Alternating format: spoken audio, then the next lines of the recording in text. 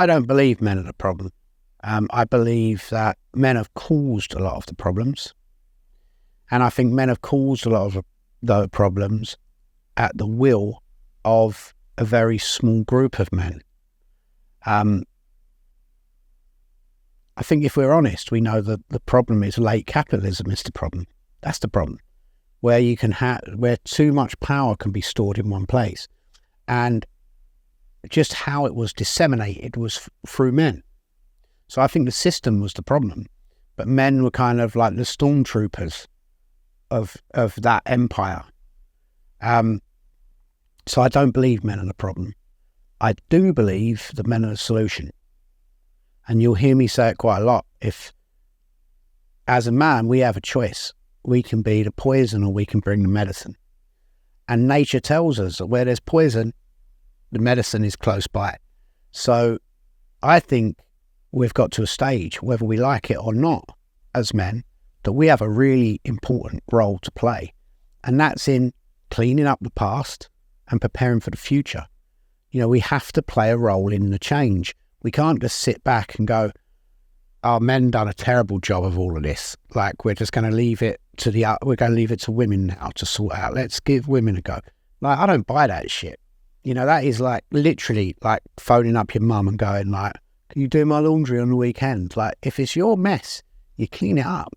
And so if you're a man and you believe that this society has been made worse by men, then you can lament that and feel guilty about that or moan about it. Or you can go, "Do you know what?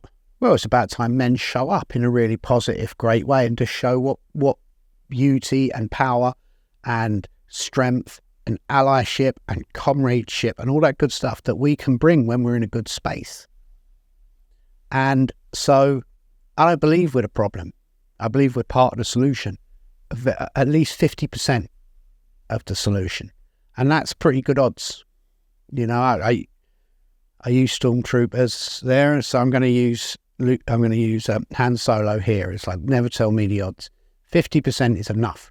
I think that's enough of us if we got together, if we were helping others out, if we were standing up as role models in our communities, if we were standing up as allies in our communities, if we were doing what we could to clean up our side of the street and to help make the future a better place for everyone, we would do an amazing job. If you look at every culture, we're more similar than we're different. No matter what religion you are or what your culture's like, when you start digging into it, they're more similar than they're different. And one of the things you will find in most religious or spiritual doctrines is this idea of, as the people on the planet at the moment, we have a responsibility to clean up the past and prepare for the future. That's it. That's what we do. We're sort of ancestors in waiting. One day we're just going to be ancestors. We're not here for long. 80 goes around the sun if we're lucky. So yeah, let's have fun in that time. Right? Let's enjoy that. And also let's make sure that the next coming to a good party. You know what I mean? And that works by cleaning up what's been handed down, cleaning down the stuff that doesn't work, washing down your front doorstep to make sure it's clean, to make sure that you're showing up how you want to show up and you're not just perpetuating the damage that you see in the world. It's too easy to go there and go, "God, this is fucked, isn't it?" And then just go, "So I may as well just fuck it up some more." Like, that's juvenile. That's how boys think. That is not how men think. Men think, "Is there a problem here?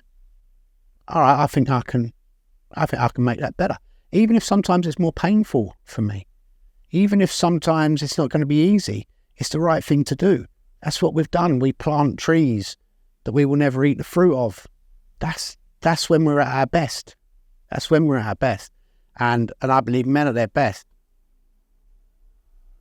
they have got some real gold to give to this world.